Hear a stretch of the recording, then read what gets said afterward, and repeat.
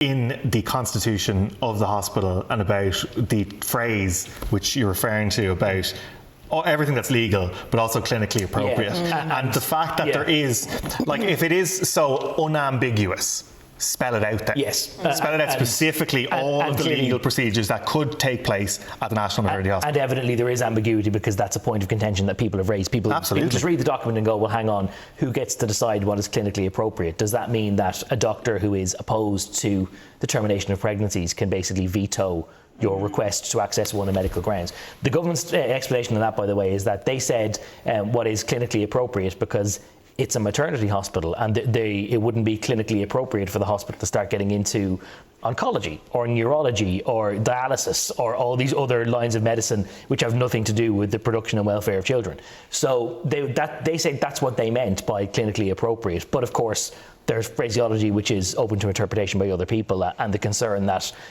if somebody wants an elective termination of their pregnancy because they've got complications and the hospital says, no, not clinically appropriate, will they actually be able to access it? And that's kind of where a lot of the ambiguity is. And we're in a situation now where even if you actually, if you're fine with all the legal stuff, that the contract is there, the contract says, yes, you can offer the full services. If you don't, by the way, the HSE has the right to step in and seize and basically buy the land, which it does.